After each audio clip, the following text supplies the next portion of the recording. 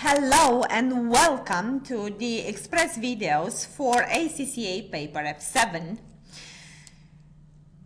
These express videos are based on our express notes, which you can download free of charge from our website at www.theexpgroup.com.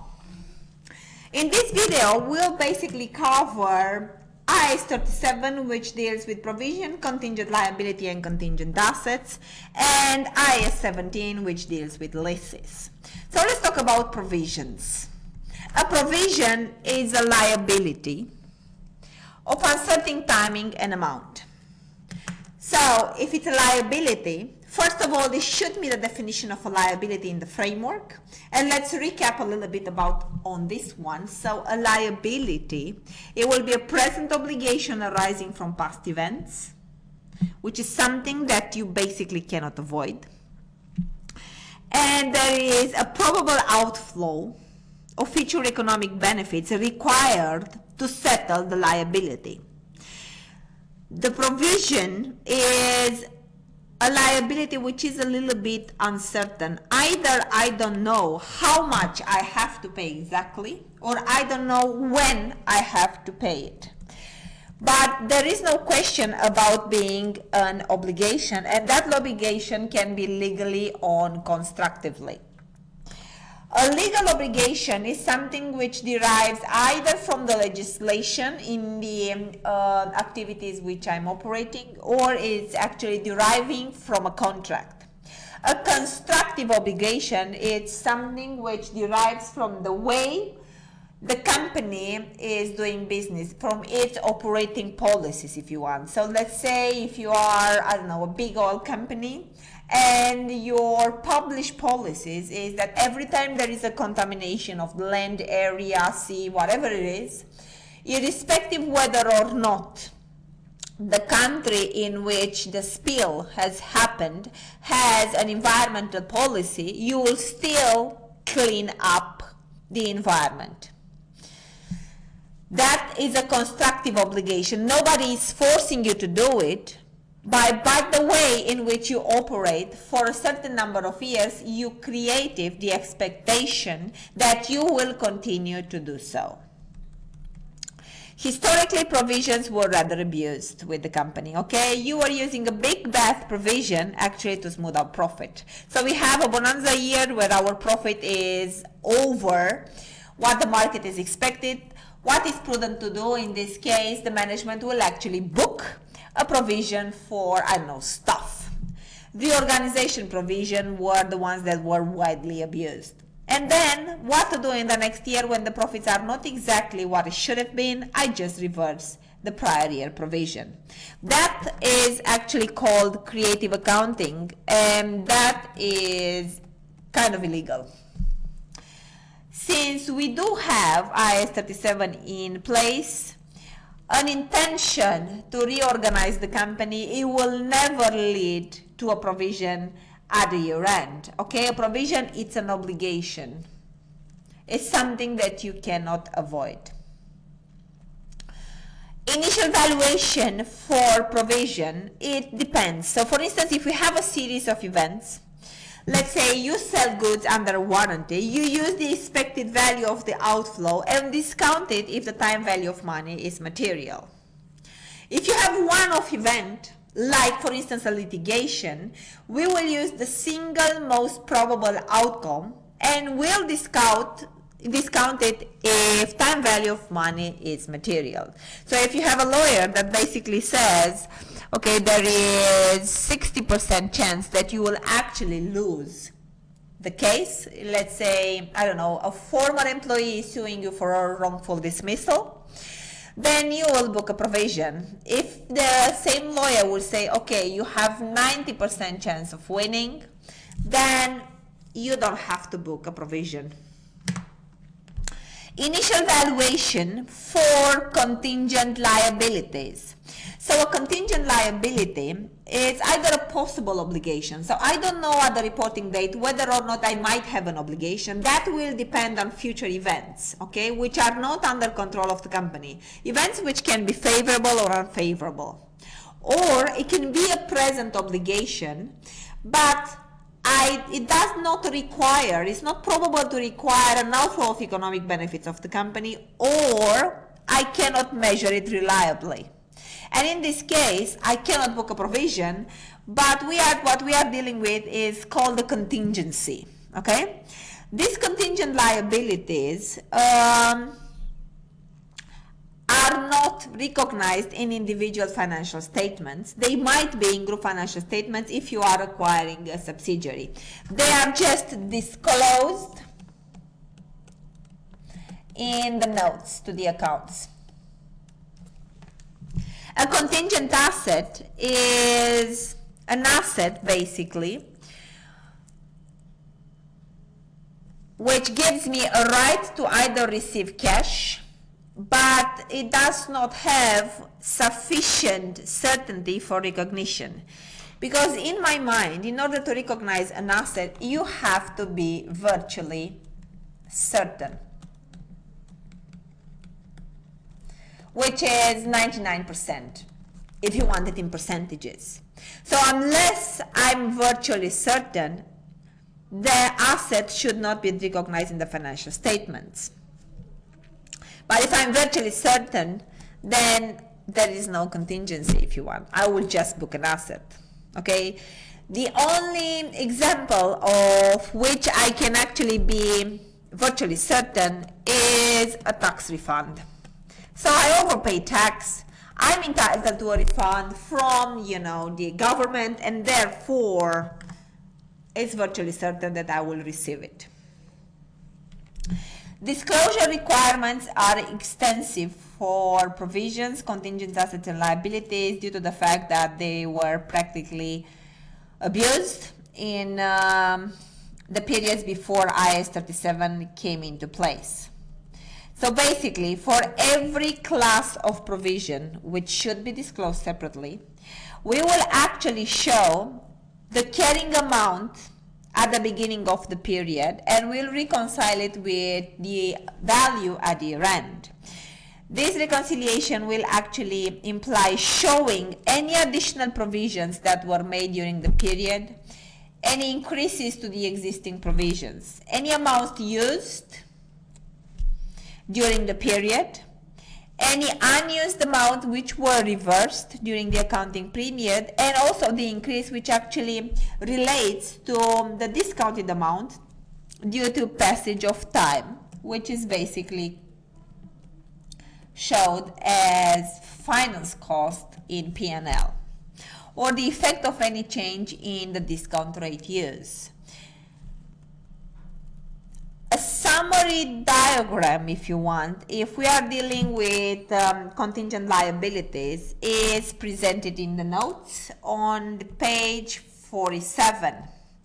So the idea is pretty much the following. Do we have any present obligation as a result of a past event? Because if we do have a present obligation, then we have to check whether or not we can actually foresee a probable outflow of economic resources, and if we can reliably measure it. And if we answer yes to all these questions, then you have a provision that it should be booked in the financial statements. On the other hand, if we don't have a present obligation but we have a possible one, and the probability of an outflow which is required to settle the obligation if it's remote, we just disclose it as contingent liability if it's not remote. On the other hand, if we do have a possible obligation and the probability of an outflow is remote, then we don't even disclose it in the financial statements. On the other hand, if we don't have a possible obligation, then we just don't do anything. guidance, okay, on how to judge the provision would be the following. A probable outflow is a probability higher than 50%. Possible outflow is somewhere between 5 but up to 50%, and the remote possibility is lower than 5%. A reliable estimate is any estimate, meaning it's much better than nothing. So instead of claiming I don't have any liability, I can use my best estimate at the year end. So best estimate at the year end, and we will provide using the expected values if we expect the liability to be settled in more than 12 months from the accounting period. Then the standard talks about discounting and unwinding the provisions. Remember, we talked about decommissioning cost when we actually recognize this cost to be an expense which be capitalized in the value of an asset. So the idea is, if I have to settle a liability for, I don't know, restoring the site in 20 years time, I cannot book the provision now without discounting it. So discounting means taking my weighted average cost of capital, and for instance, if I will have to actually pay in 20 years time, so now, since I'm starting to operate, I don't know, a mine, let's say, I know that in 20 years time, I will have to pay $100 million to actually restore the site. I cannot book a provision of 100 million now because I don't actually need 100 million to actually repay it in 20 years time. What I will do, I will bring it to present value using, I don't know, a 10% rate, which is, let's say, my weighted average cost of capital. So therefore, the provision that is recognized today is 100 million times 1 plus the rate, which is 10% to the power of 20, okay? Which will give us a value of 100 million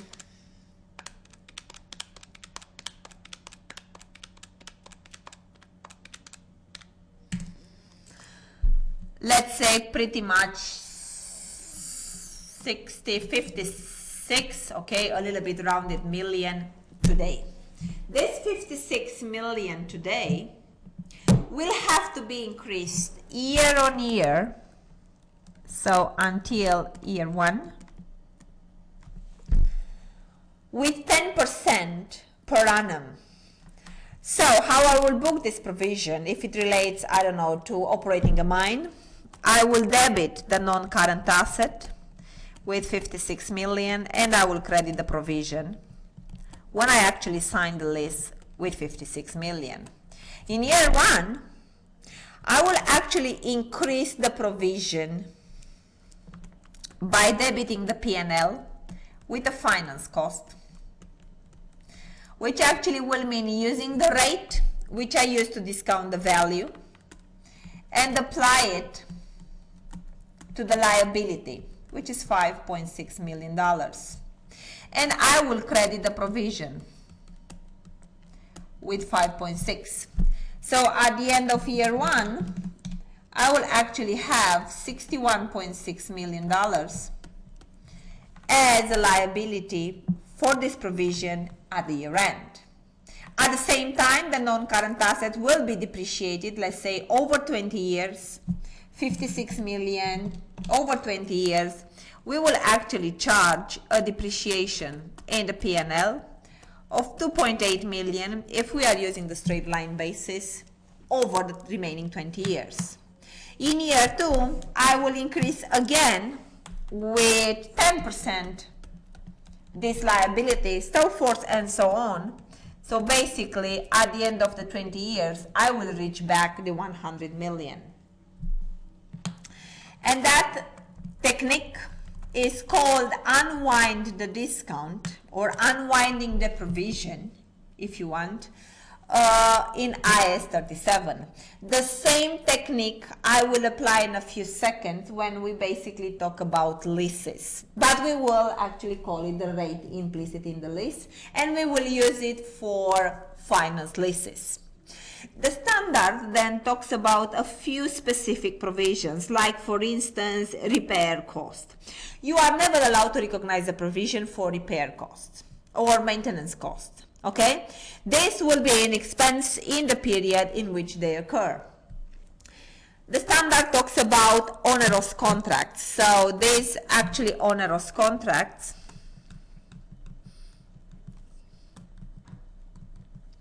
are the contracts which basically you sign, but then you will end up in a loss by actually fulfilling your liabilities under this contract. So a classical example, let's say you leased the factory for 20 years. In the meantime, you actually built your own and you are moving the plant to the new location, but you cannot actually get out of the finance lease. And that finance lease will actually, I don't know, let's say for 3 years, you will still have to pay it because you are not allowed to actually sublet to anyone else. That's an onerous contract, and the contracts in IAS 37 says the following: provide for whatever is lower, either the penalties to exit the contract or the cost to actually execute the contract. And one other provision is the restructuring provision, the one that was previously widely abused. So in here, the standard is fairly specific, and it said you should build a restructuring or recognize a restructuring provision in the statement of financial position at the year end, if and only if there is a formal plan for closing a division, and you created what the standard says to be a valid expectation that the plan will be carried out, meaning you communicated. You communicated the plan to the staff that will be made redundant. You communicated the plan to your customers to seek alternative sources, and you communicated to your suppliers that will terminate the contract. IAS 17 leases is actually dealing with how should we account for a finance or an operating lease. Okay, a lease is the right basically to use something in exchange of a payment. Some of them will be very short term, and that usually it's an operating lease, and some of them will be long term, which is exactly similar as buying the asset, but I'm not paying for it outright, I'm just paying for it in installments. So basically, when I rent a plant for almost all its useful life, I do have control over the asset even if I don't own it. And since I control the asset and I will enjoy future economic benefits out of the asset, then the lessee, which is the company or the party that leases the asset, it should recognize the asset in the statement of financial position. Similarly, the lessee has an obligation to pay because we just signed the lease. So if you are basically thinking in terms of, do I have an obligation at the year end arising from the fact that I just signed a contract to lease a plant for 20 years, the immediate answer should be yes. Why? Okay, I do have an obligation because I just signed the contract. Over the 20 years, I will have to make payments at certain intervals. It will result in an outflow of economic benefits, and the amount can be measured accurately because it's just written in the contract. So therefore, for the finance lease, I will actually have both the assets and the associated liability in the statement of financial position. And the standards defines a finance lease, one which actually substantially transfers the risk and returns incident to ownership from the lessor to the lessee. So basically, I control and I enjoy future economic benefits of the assets. Therefore, I will have the asset in the statement of financial position, which is fine. Unfortunately, I will have to book also the associated liability. And the standards define an operating lease. Everything else that is not a finance lease.